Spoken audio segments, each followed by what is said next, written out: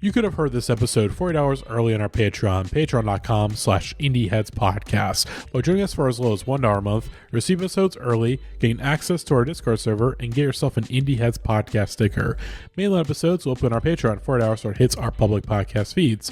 But if you're hearing this via our Patreon feed, we thank you so much for your support. We especially want to thank our Real Ones Patreon supporters, including Becca Etienne, Georgia Mikowski, Bradley P., James Boss, Marcy Anime, Delaney Mothman, Josiah Duncan, Janelle LaFleur, Matt Cameron, Estray Violet, Kevin Pierce, A. Watt, Javon Clement, Three Twist Balloon Dog, Charles, Nicole Rifkin, Tim's Discount Prices, Commander of Beef, Jay, Rena K, Ian, Matthew Taylor, Chance Holdup, Sarah Moore, Griff, Max Kapazinski, Mark Barry, Cal 50, One Identified Human Testicle Found by the Road, Chris Wade, Jake Wald, Grant, Keep Autism Weird, Rob Mariano, Max, Zach, Gavin Party Freak, Amber Grossi, Maze Farms, and Alex Grishmanov. And if you want to be amongst these names, consider upgrading to our Real One tier on Patreon, where you'll receive a bonus episode every month on top of other perks.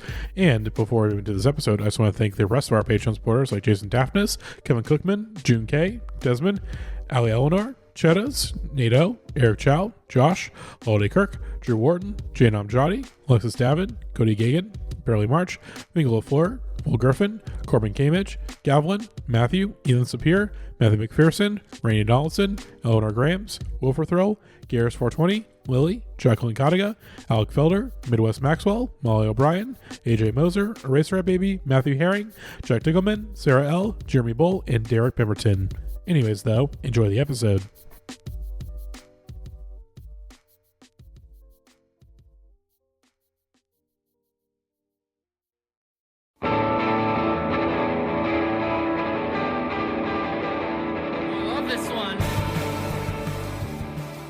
Hello, everybody, and welcome to a very special episode of the Indieheads podcast.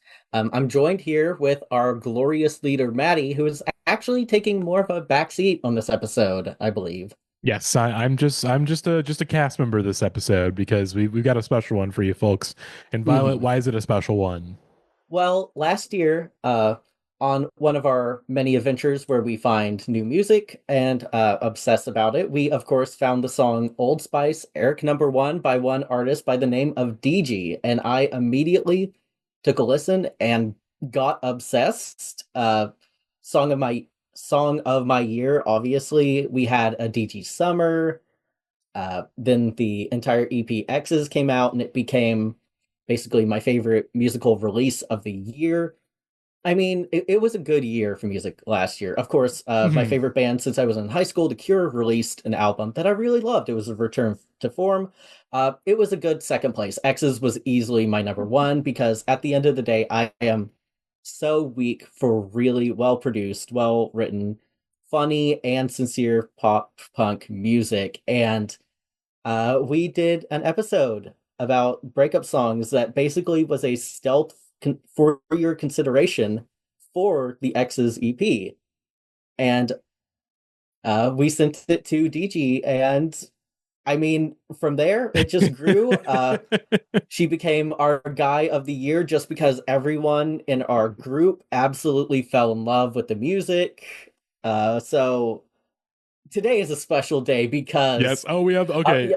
I'm not sure if we end up releasing the video version of this episode. You can see the award is being held in her hand. Welcome to the Indieheads podcast, deegie and MoodTown. Thank you. This has been a long time coming. This is incredible. I am so excited for today.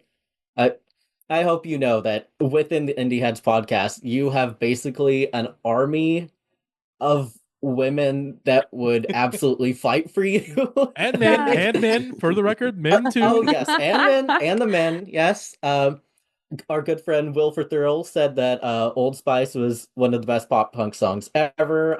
My friend Lily did an entire manifesto on the importance of a pre-chorus in pop punk when Old Spice was discovered, which, I mean, good pop punk is good pop punk, and our friends today make really good pop punk. Thank you for being here. Thank you so much. We're so excited. Yes, thank you. We're happy to be here. Yes. All right. I mean, yeah. I'm still in disbelief that a physical award for Guy of the Year was made, because it's just, sometimes you do this podcast and, there's definitely times where we put it out there and sometimes it feels like it's going out into the void, and then you see something like that and you're like, oh my God, my words and actions have meaning, and things can manifest physically in a beautiful way. Absolutely.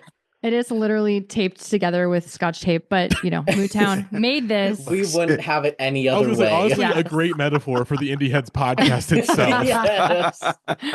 Amazing. The day that dropped, my twin brother sent 2 messages in response, and they were, "Holy shit, guy of the century!" Like that was incredible. But we are such big fans of basically everything you've released so far. We all grew up with pop punk. We've done so many episodes and series that basically boil down to us talking about, how cool Ocean Avenue is over and over again. So when music can really hit home like that, it really does warm our hearts over all the bitterness that we have accumulated by listening to terrible things people send in for us. But so when we find good pop punk, we attach to it, like a deep sea fish does with other fish, kind of.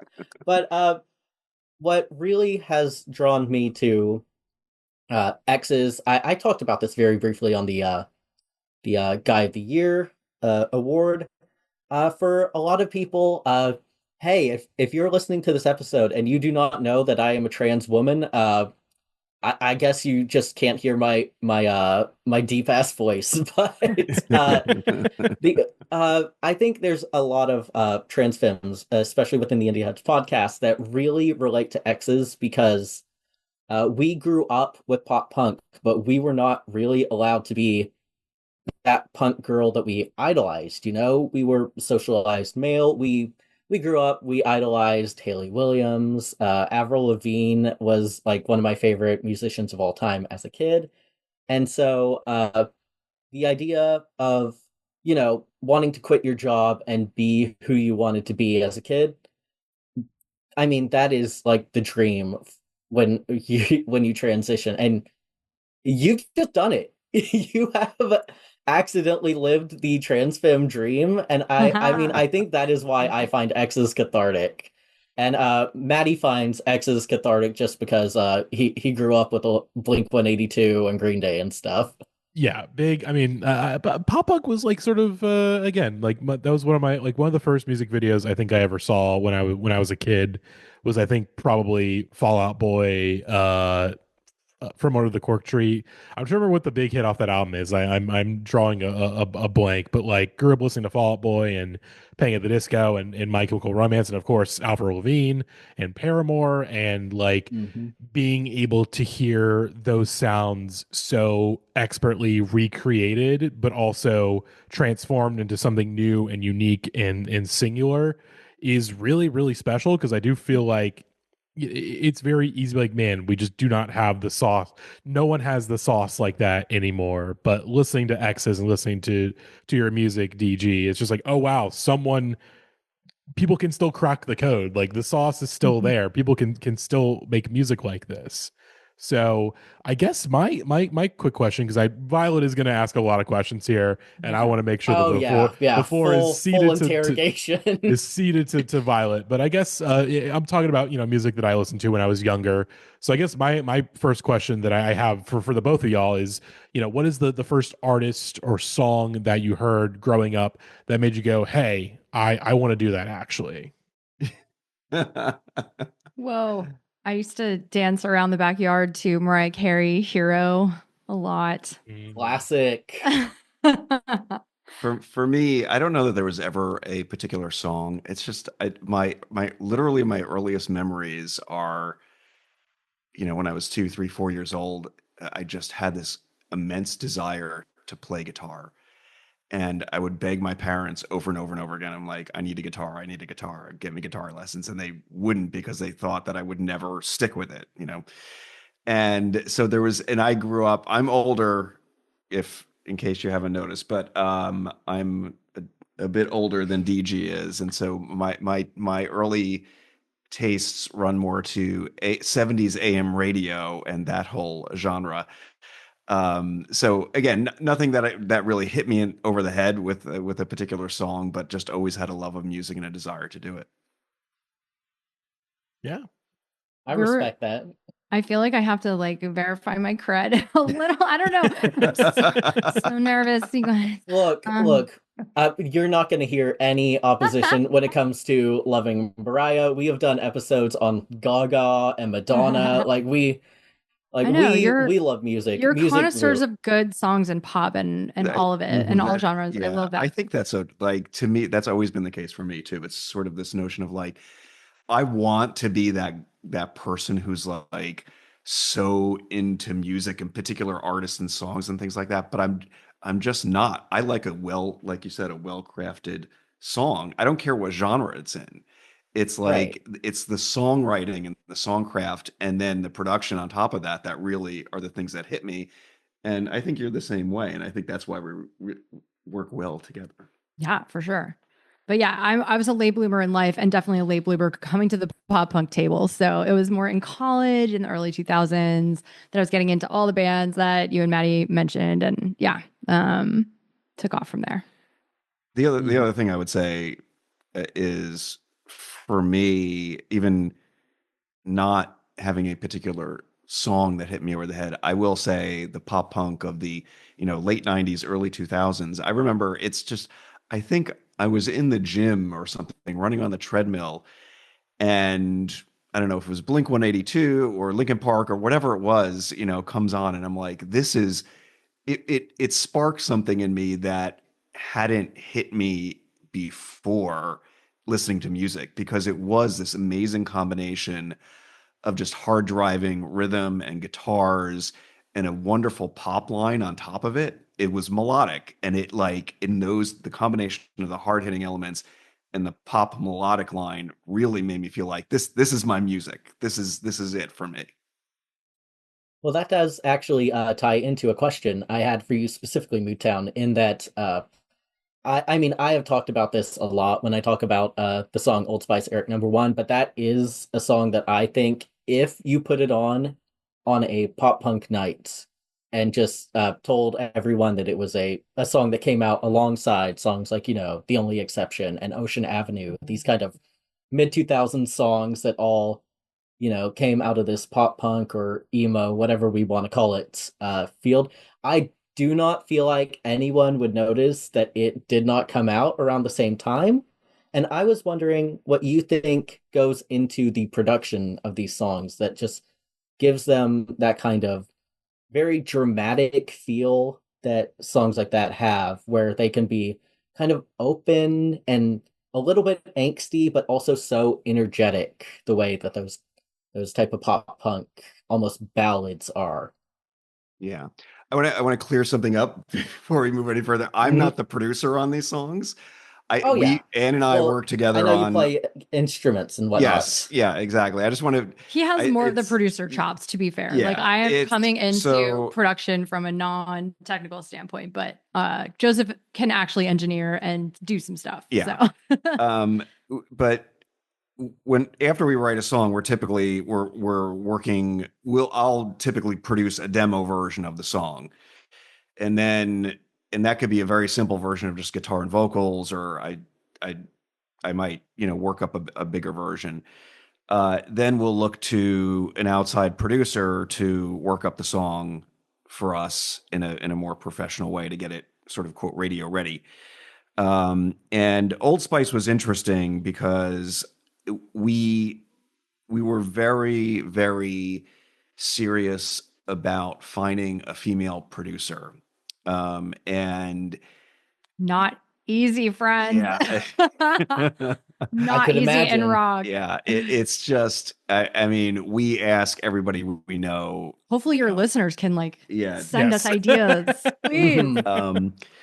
And so the producer who worked on Old Spice, Rachel White, was recommended to us by a dear friend of ours, and she worked up the original, fully produced version. I went in and added guitars on top of it, and obviously did the vocals, and we had the string quartet to it.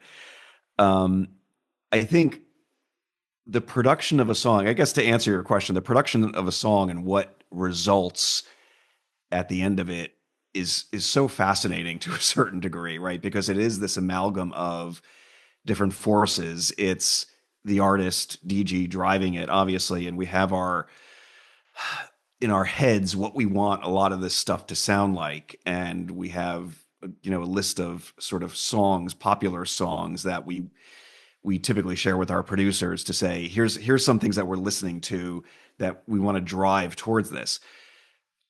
But the song itself sort of speaks in a way, right? It speaks to you when you're writing the song, it speaks to you when you're producing the song. And I've just come around to this notion of you have to let the song be what it's asking you to be. Mhm. And during the production of Old Spice, it was just it started out sort of this more like indie rock sounding thing initially, and right away we were like, no, this just isn't. It's not what we're going for. It doesn't feel right. So we changed the drum beat around. We added a lot more guitars. I went in and did my own guitars on top of it, and it's sort of like. And then when we added the strings, it became this whole new thing. And I think Old Spice in particular, because we worked with Rachel and because there was some, I want to say tension, but it's not really tension. Some, she had her own vision of it, and we had our own vision for it, and it created something wholly new in a certain way, I think. Yeah. I mean, the better question is maybe what are we missing that it's fitting in with these 25-year-old playlists? I mean, I Like, don't think there's anything wrong with that. I think if you can make something that is, in a way, timeless, yeah, I I want to invest. Like, can I throw something back at you all? Like, okay, we love that music, and we Mhm. love that there's a market for it, and people who want to discover new artists and not just go back to their faves who, are kind of like, whatever, barely propping themselves up on stage and like coming out with these shitty new albums or whatever. No shade, but like some of the other artists out there, I listen to their music, like newer pop punk artists. Mhm. Mhm. Um, you know, whether it's like the ones that I try to emulate, Lolo and Charlotte Sands, or like there's Gina Fontanella, who I'm really liking lately. And I don't know, I can keep naming people, but I listen to their stuff and it's like, what is really the distinction between our music and theirs? And is it just like a younger face and like dyed hair, colorful dyed hair and more tats? And is that the thing that's making people go, oh, your music, it sounds 20 years ago, or it needs something that gives it that modern edge? I don't know. Like, do you find that like a lot of these other new artists have some modern edge, or are we all in this timeless pop punk like love fest, which is great too? I think for a lot of it, it is that it just generally, I think it is sometimes there are unfair attachments to aesthetics. As someone who was really into goth rock in high school and never phased out of that in a way, a lot of those bands hated being called goth, but they all had the same hair, and so that is how it kind of happened. But I do think there is a way to uh, also modernize pop punk in a way that is I don't know. There are unfair criticisms towards a lot of these new artists. I mean, ever since I was a kid, I've been hearing that, Avril is not real punk or real pop punk. I've heard the same Mm, thing about Paramore, which is fucking crazy now. Paramore is considered like the gold standard of pop punk at the time. But Mhm. a lot of it does come down to, I think, general production tricks. I think, as I said, our friend Lily mentioned things like very big dramatic pre-choruses leading into a massive sing-along chorus, and I that is something that I so very much just associate with bands like My Chemical Romance, or some of the middle of the 2000s Green Day, things like that. And those are things that I see in your music as well. But I think a lot of it comes down to shorter songs, which, I grew up also with like Black Flag. So I love mm. me a short song that is all killer, no thriller, or uh, I messed up that term, but I All killer, apologize. no I'm filler. Okay, thank you, Yeah, yeah. Matty. You say I needed Matty to come in and remember my words for me, but uh, a That's what lot I'm of here it for. is yeah, Maddie Monroe saving the day. But a lot of it is, I think that there is an unfair stigma to women in pop punk where it is treated like a boys' club, and you have to basically earn your stripes by consistently making music that is good. I'm sure you're well aware that there are just people that refuse to see anyone. I've seen people argue that Joan Jett wasn't real punk. It's fucking insane the way that women are treated within the genre and every genre, you know? But for Yeah. me, it really does come down to little tricks in production that separate, say, something like Old Spice versus something more like Good For You by Olivia Rodrigo, which, we love. Me and Maddie, we have talked about the fact that we both we both jam with Olivia. Maddie has seen Mhm. her in concerts. I've not because I don't leave my house, but I really think that even if something is modernized, I don't think that's bad. I think that Mhm. let the kids do punk is where I'm at, if that makes Yeah, hell sense. yeah. No, that's a very validating answer. Thank you, Violet.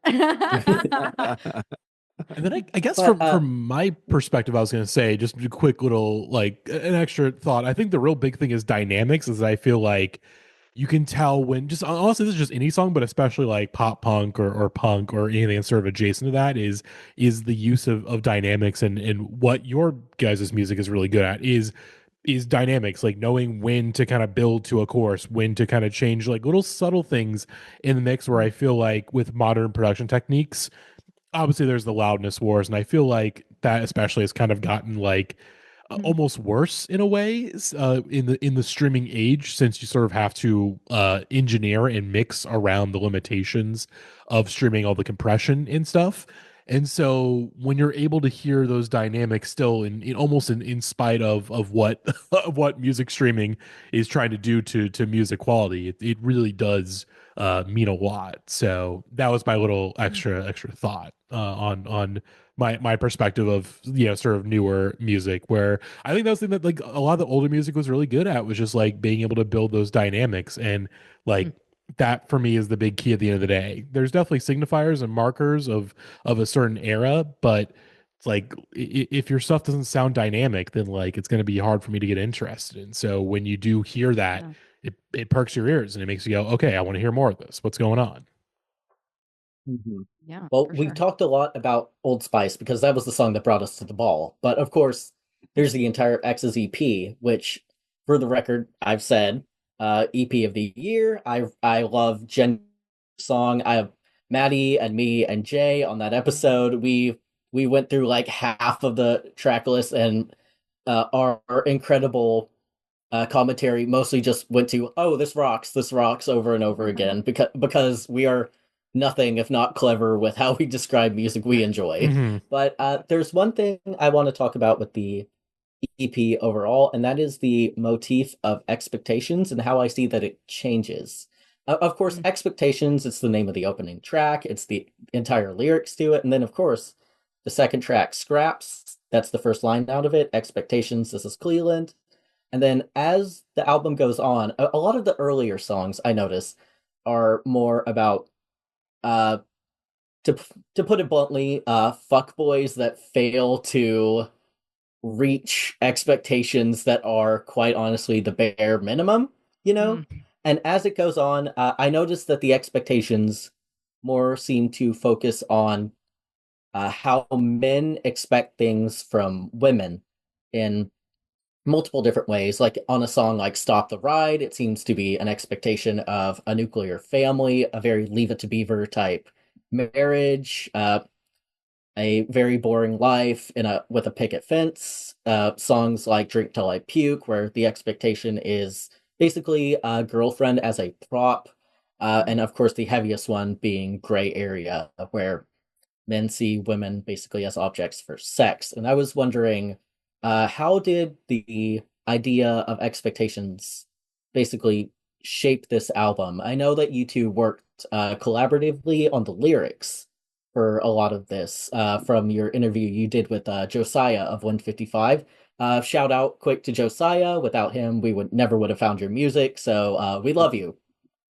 Hell yes, our Canadian neighbors to the north. We actually love Canada. Yeah, more than ever now. Yes, absolutely. Yes, yes. Canada, save us. Yes, please. So as you all probably know, but for the listeners, we started all this from my real diaries. That was the impetus for the whole project, was me finding my Zanga blog and downloading it into WordPress. A word I have not heard in years. Which I diligently kept this journal, mostly ranting about my exes and guys I wanted but couldn't get, and all of it for years. And so I started reading through all this, and I was like, MoodTown, there's too much here not to do some songs about my exes. And it became like a song for each of them. So we were kind of building the plane as we flew it. And so the first one was Cleland, Scraps. And I think it came from a line that I read in our show from the diary that said, like, I wish I could have expectations and the satisfaction of him wanting to meet them. Like you said, the bare minimum. And like, I knew while it was happening, like, he is not my guy. He does not want it. And so we took that, we put it into the first line of Scraps. And from there, it kind of trickled out to the rest. You should tell a story of how you wrote Expectations. Yeah, because it's interesting. I mean, it's sort of unexpected, I guess. It's not that interesting, but it's unexpected. We were rehearsing for some show or other at the beginning of starting to play these songs out. And, MoodTown's been waiting there with his guitar, like waiting for me to show up late as usual. And then I get in front of my keyboard and of course, then he has to tune, because this is how this goes. I'm late. He has to tune. So then I just started playing a chord like in the key of that song and started riffing. I was just fucking around and started singing Expectations over it and just kind of came up with that initial melody. And I started doing that. I began to do that as like an intro to the song. I was like, actually, this is kind of it. Like, let's do this. So we started doing it live. And then as we were, building out the EP, we were like, let's actually make this the intro track. And so we did that. And then to put it into gray area was deliberate. We were like, this is a through line to say, pressing me down with the weight of expectations, like sort of that metaphor for like feeling like I'm pressed down on the bed getting date raped. But, it was gray. It was gray area where it was more the expectations, the, unspoken and physical stuff. And then it really becomes a theme in the musical that we're doing, EXES the musical. So maybe we'll get to that in a bit. But absolutely. Yeah. It's when we were putting the musical together, it just made a lot of sense to bring the theme of expectations back throughout the arc of the story at different points in the show. And we do that through a music bed and with the sort of the vocals reverberating in the background at different points to sort of, as you said, Violet, sort of show the arc of how expectations change based upon the boyfriends that we're talking about at the time, but also deegee's evolution as a person during that time period, going from the beginning of the relationships to the end to Stop the Ride with Steve. Mm-hmm. I do think that the track list in itself, I think that really does speak volumes in the way that the earlier songs, the expectations for the boyfriends are, as we've said, the bare minimum, don't be an asshole. Mm-hmm. And then by the end, we're talking about Robbie on Drink Till I Puke, who seems like a major fucking asshole. And but on the subject of EXES the musical, I was wondering about this because obviously I live in Texas, which is a state that I would not recommend. I know it was performed in Austin.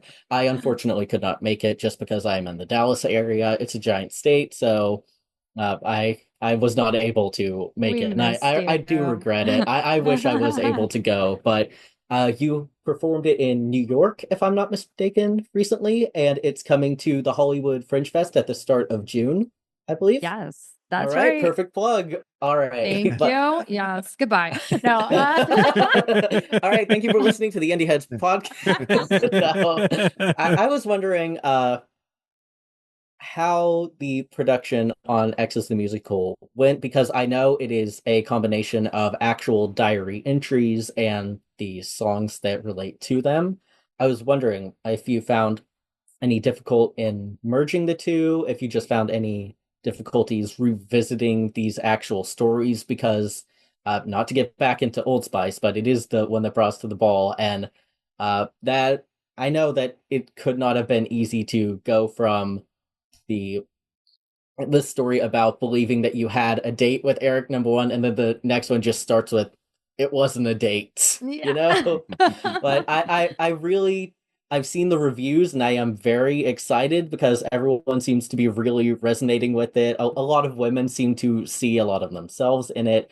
I am excited to see it when I have the first opportunity. But I was wondering how the conception of X as the musical came to be, basically. Yeah, it's been such a natural transition from writing the songs and playing them out. And, you do the in between little speeches at a show and saying, oh, of course, we should just read the diary entries. Like those speak so well in pairing with the songs and tell exactly who these men are without me, being explainy at the mic. And so we started doing that. And then it kind of snowballed into a friend suggesting that we turn it into a musical. And we did. I've been writing this script for a year now, rewriting the script. And we first performed it in October in LA. And at that point, it was very one woman show, very like, I'm going to break the fourth wall and talk to you and just tell you these stories. And then from there it became okay, that's one version, but like to bring this up to a higher level of theatricality and make it even more entertaining, we really want to have more of a character arc. This is what Moodtown pushed me to do from over a year ago. Was we need a hero's journey, we need DG to learn something, to change, and so that was the process we underwent from October to March when we went to New York City Fringe, was making it more of a theatrical, like fictional world that DG is a character in. And it now starts out with me walking down the aisle to marry Steve and realizing, stop the ride, I can't fucking do this, running away, and then landing back in my childhood bedroom and uncovering the diary. But it really isn't. I mean, it's fictionalized to a degree, right? And it really tells you real stories, and the real Yeah. diary Oh, yeah. entries Still are fully still real. a major component of it. And I think I want to speak for you for a second, because I think it's an important Yeah. point What to did I make. leave out? It's just this notion of putting your whole self into this story. I mean, this is your story, and Ann and I, DG and I have, we butted heads a lot in the writing of the musical, because DG really wanted to keep it true to her own experience. And I knew that it could be more than, just reading some diary entries, and that there really was a story there. And I wanted to sort of develop it more. And I think you struggled a lot with moving away from that, but it's also reliving that and struggling with the notion of like, what is my story not good enough, right, to be Mm-hmm. a true hero's journey of a story? And I think the answer is it is. It is. We just had to find the right ways to like use the craft of playwriting, book writing, to like elevate those elements that were real and like the authentic feelings were there. And just to touch on your point about kind of re-traumatizing myself, it did happen. It was more in the songwriting phase, where we would do these big like therapy dump sessions, maybe 2 or 3 for each partner. And Joseph got way too much of an earful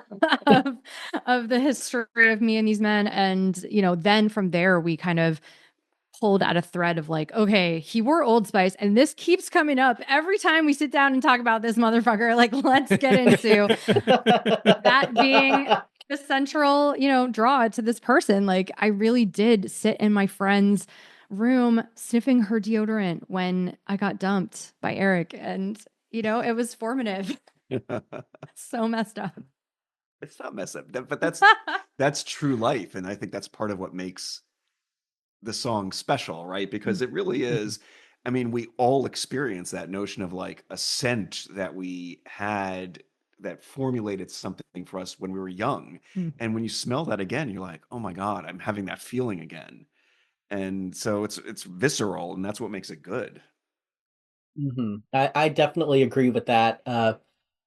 I believe I already told DG this when I first messaged you, but I think that EXES the musical will resonate with a lot of people, a lot of women specifically, is that there are so many Robbies and Steves and Clelands and basically all of these guys out there. We all know one, And when I first messaged you, you had just released Drink Till I Puke, your song about Robbie. And I had a friend that was not very good to me, I would say. Matty, you remember the name Monkey the Juggalo? I kept bringing Yes, up. I do. Yes, he was a juggalo. So, like, yeah. That says it all. And the last time we met, he tried to kiss me and then hit me across the face. And, I did not, reciprocate. Never okay. And yeah. And so that song and wanting to escape that situation and go, be free and drink, that really, it really struck me that it really felt like I could absolutely relate in that situation. Not to get all emotional on the podcast, but that song was definitely a comfort to me in the middle of the year last year. And for that, I do think, and not to do a sob story, because there are so many people that have also lived that. And that is why we've talked about this on the pod, Matty. That gray area is the centerpiece of the album proper, because I know so many women that have been hurt by men in that way, and it's unfortunate that something so heavy and so personal can also be universal. But if there's someone else that has been through that and can put it in words and in music, I think that can, just hit. And that is why I have been such a supporter of you. I see a lot of myself in your music, and I see a lot of myself in what I've seen from EXES the musical. Matty, when one of these days I am going to kidnap you, you are going to come to an EXES the musical show with me and Gavin and the entire group. But I have grown to love the way that you two can put together songs that feel so universal and tragic and funny at the same time. That is something I wanted to get into as well, is that I have this thing I call the Blink 182 fine line, and that is the way that you can make a song that is personal and also funny in a way that is a little childish while also talking about adult things. We've talked about the song Josie by Blink 182, Matty, right? Yes, We Josie. all love, My favorite love Blink that song. song. My favorite Blink song, personally. My brother's favorite Blink song. It's not my favorite. I love "Damn It." That's the one that took me to the ball. But I know. But Josie is a song that is truly about being in love with your girlfriend, and then it'll have a line about, oh, she doesn't mind the fact that I have a tiny dick or whatever. And that is why I find songs like Scrap and Old Spice so good, is because you'll go from "You Carved My Heart Out" to "The Smell of Old Spice Still Makes Me Wet," or something about the fact that Cleland only ever wants to do doggy style. It's funny, but we know people that are like this, and so it's relatable, and it's also very clearly coming from a real, douchebag in that case. But I think that y'all walk the line of funny and personal and heartbreaking in a way that is, the perfect trifecta. And I wonder, is that something that you have to keep in mind while writing these songs? I think we want to. I think we don't necessarily like sit there and try to throw the dart into the bullseye of that. But I want to kind of combine these topics that you're talking about. Like, thank you for being so vulnerable about your own story. And it's it's on us as femmes, as women, to talk about this shit so that it's in the light, so that toxic masculinity doesn't just keep replicating. Like, I don't know how to solve it. I don't know if calling out men by name and, like, mocking them mercilessly and being super sarcastic and angry is the way to solve this problem in society. But I think it's a start. Like, personally, it was healing for me. And I think you're saying it's healing for you as a listener too. So I just think talking about it rather than like the silence that we've kind of been acculturated to remain under when we're, survivors of this stuff, so important. And I think there's something there about like twisting the knife and being a little bit, acerbic about the behavior of some of these people, these men, that maybe like the Avril and Haley Williams generation didn't get to do because they were the first girls let in the club and they had to be on kind of best behavior. Like, Mhm. Oh, I absolutely don't see be, that. don't, Yeah. yeah, don't go that far I mean, as a Blink or a Green Day would have yeah, to, that like completely skewer people. we love Haley Williams, but I mean, those early songs, the angry she got was "Misery Business," which was at another woman, and Right, right. and Avril's, heartbreak songs were always a little more, not to say woe is me, but more, internal, sad breakups.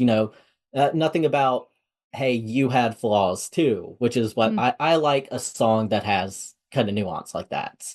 And so I am glad that we are at this point where we can have artists like you or Olivia, that Mhm. that can also say, well, you're not perfect too. You're kind of an asshole. Yeah. Yeah, and self-awareness that like I'm an asshole Hmm. as well. And the Mhm. musical is really about like I put myself in these situations, like kind of that realization by the end of it. Hmm. But sorry.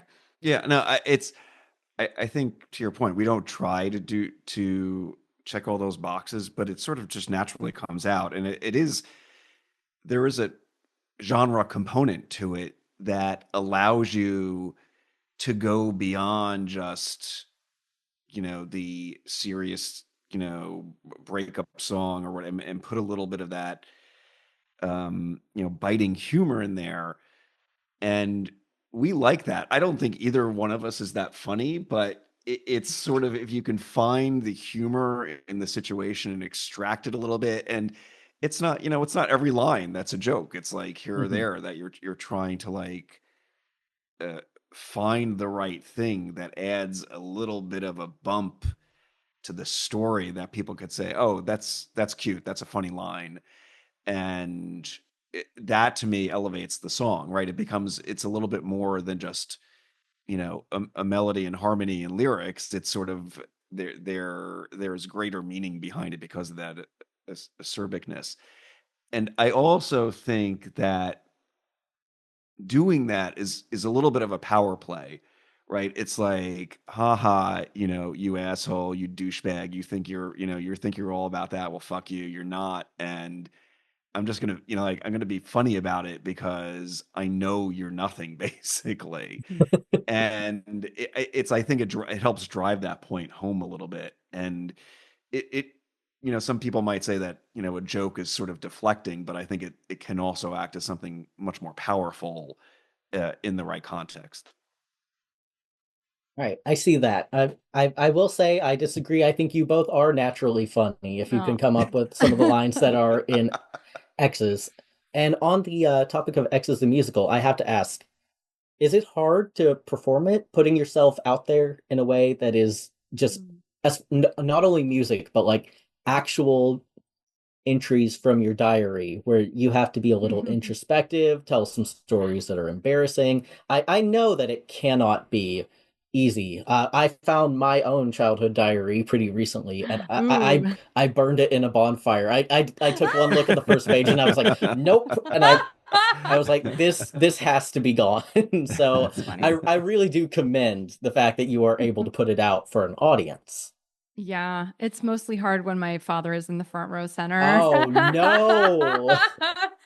Yeah, his little girl is gone. He's been really feeling the grief over the past couple of years of seeing this new project come to life. But yeah, I feel what you're saying.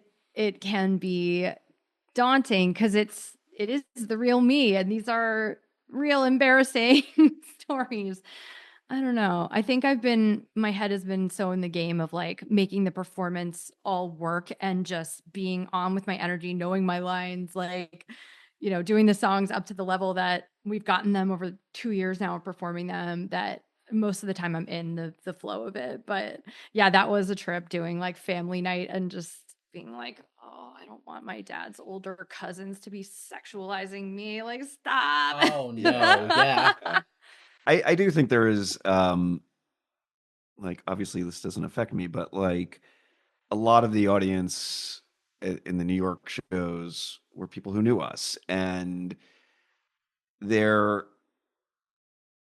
your performance is impacted by knowing you, Yeah. right? And a person is going to look at that performance in a different way and be like, Gray Area is a perfect example, and say, oh my God, like they're going to have a much different reaction to it. And Mm. therefore it becomes probably more personal to you. But I understand this notion of like being in the game head. They also just remember some of the exes, so they're like, Yeah. "Oh, that guy, Oh, yeah, I didn't even think about that aspect. yeah." Well, I do have a question for Moodtown too. Was this a difficult process for you helping to write all these songs about DG's exes? Because I know that that could not have been, the easiest to get into the mindset of all of these strings of disappointments as they may be. Yeah, it was an interesting experience for sure. I think there was a lot of trepidation from me in the beginning when DG brought the project to me and said, or the diary entries, and said, let's write about this. I want to do this album called Exes.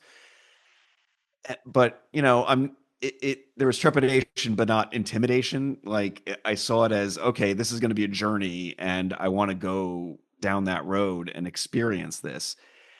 And trust me, there were definitely times when I was like, wow, this is, it impacted me from the perspective of there was all the emotions. There was jealousy, for her having had these experiences or having dated these men.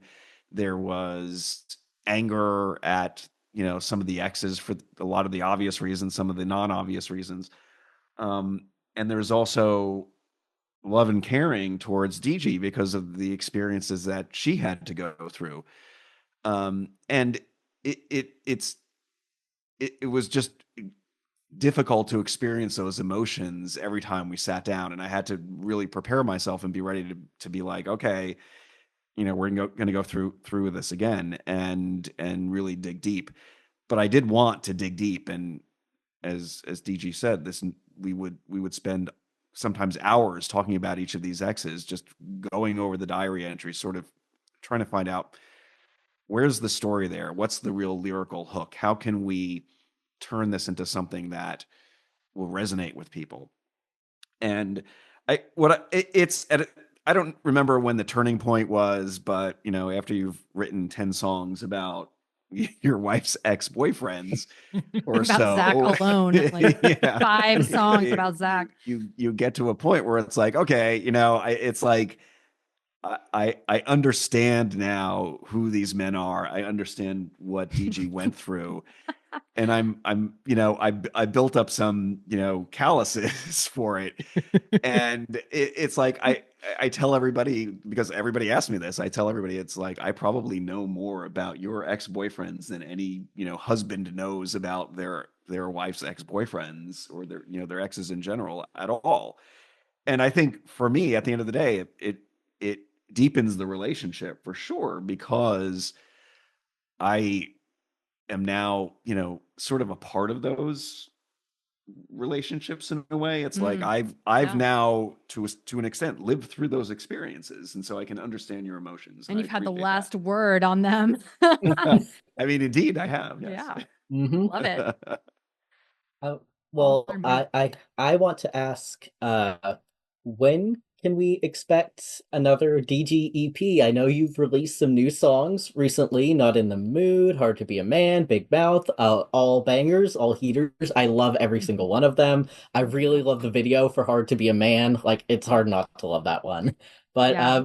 what is cooking in the DG studios? Can we expect another DG summer soon? Woo! We're trying. We're finishing a song right now that's going to be very summer vibes. And I think we're going to have maybe the next one after that kind of wrap the EP into fruition. So the EP is already titled Feminism 101. And Sold. yeah, Sold. there's room to grow, but we're starting with the basics. So yeah, I think I've been talking about this, that I want all of my purpose from here as an artist to be on fighting oppression and fascism. And so in all its forms. And so I'm starting with my own experience as a woman, and yeah, just talking more about toxic masculinity, but in a broader sense. So we're continuing that theme. And do you want to preview anything about the next song? I mean, I think we should. Honestly, if you're interested, we can share with you a rough mix of A little snippet or something. the next single, which I think is going to be coming out hopefully ASAP this summer. Yeah, It's in almost the next week or two. It's about ready to go into mixing, and if you're willing, we'd love to share a little bit of it with you. I mean, I Hell would yeah. love to hear it. Matty? Same here. Hell yeah. Yeah. Okay.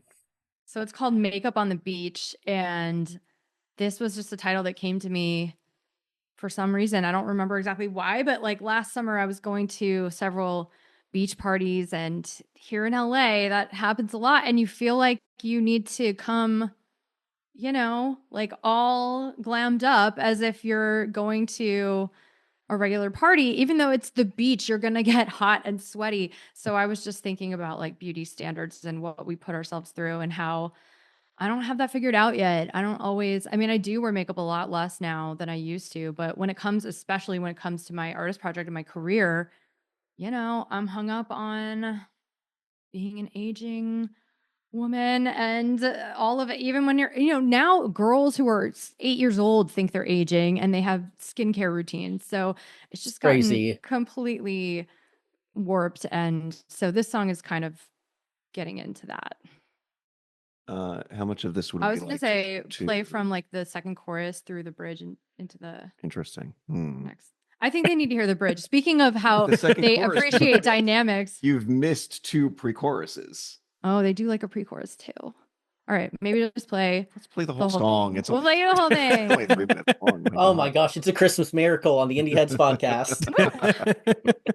Okay, here we go. Make sure we can hear this. Lip gloss, sunscreen. Look at me, chained to my vanity. Cake it on, cut crease, just for it to melt in the summer heat. The boy I'm gonna meet in Malibu doesn't think twice about his swimsuit, but I've got a Bible that's a magazine, swearing I could be his glamour queen. I'm not a manic pixie dream girl. God knows I'll never be more like a panicked in between girl. An easy breezy is out of reach.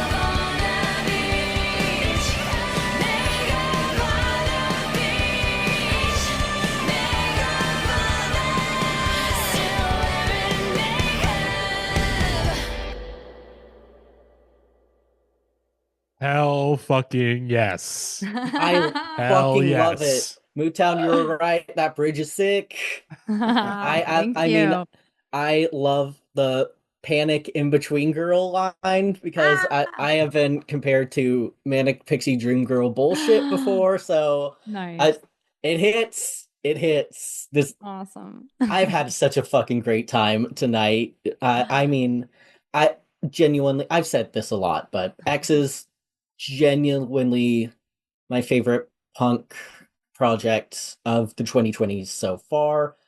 When Old Spice dropped, I think last year I listened to it, according to my last FM, 450 times that year, I Wow. We believe. love you. And Thank you. the rest of the songs not far behind. I really am so happy that the world has a DG. Someone who is coming in and is saying pop punk should not be a boys club. If you don't like that, you're the problem. And I think that the two of you combined with the instrumentation and the songwriting, you just nail the genre. We've said that a lot, but you nail it. Thanks. I am Thank you so so much. excited to see what comes in the future for both of you. I really, and you better believe X is the musical. As soon as I am able to get to a show, I will be there. I will We be can't there. wait. I will be there dancing the most embarrassingly whitest way possible, but I will be there singing along to every single word.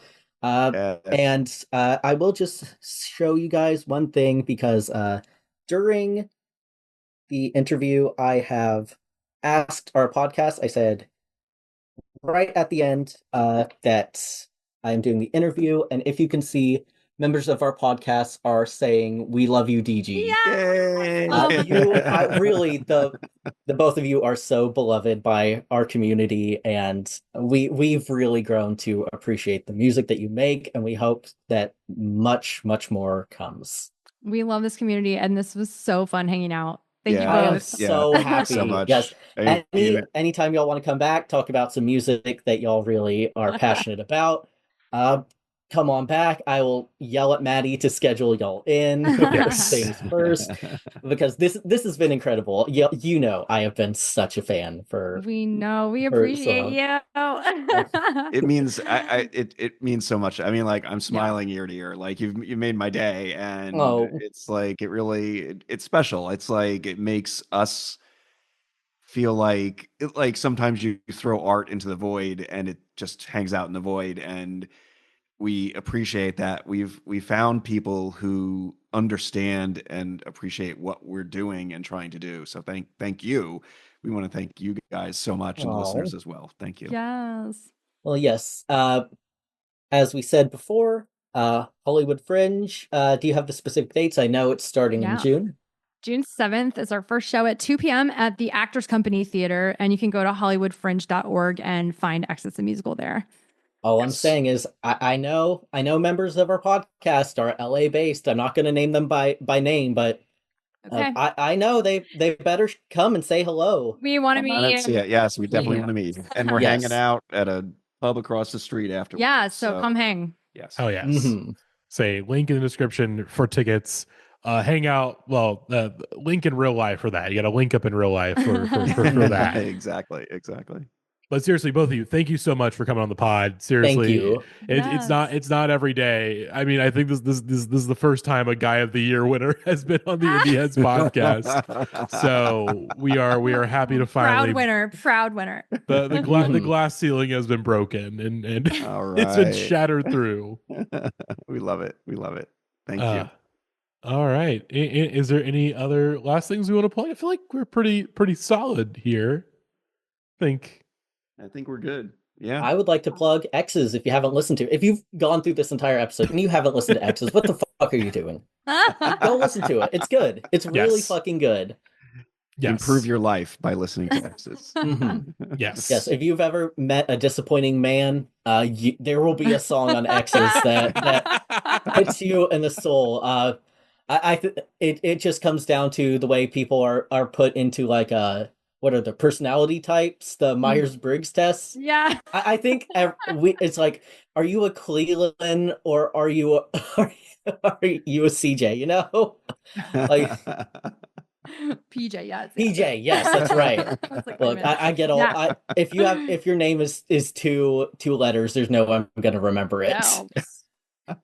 I'm sorry, Insignificant. AJ, who is a member of our podcast. We love AJ. Mhm. Ah. All right, then. I think we'll wrap it up there. Thank you very much, everyone, for listening. Thank you, DG and MoodTown, for coming on the pod. Thank you. Violet, for setting Thanks, this y'all. up. Having us, yeah. Oh Thank you yeah, for- I've been waiting for this, so I will say thank you again, Maddie. Yes. Have you And, thanked a woman today? I just thanked the woman right now. I said thank you, DG. Okay. And I All thanked right. you. All right, fair enough. Being like, have you thanked the? I just when I just did it. You're again. Have you I'm sorry. listened? This was I a feel low like, torture Maddie as episode. a man, no one wants to listen to me as a man, and that's really the thesis of this podcast episode. Sure, It is sure. hard to be a man, Maddie. It's hard to be a man. I Yes, have a it's song for hard. that too. Yeah, there's a song for that. Oh God. All right. We will listeners, we will see you next time. DJ MoodTown thinking once again, go listen to EXES, go see EXES the musical in Los Angeles. And for right now, we'll see you next time, listeners. Bye-bye. Thanks, y'all. Bye.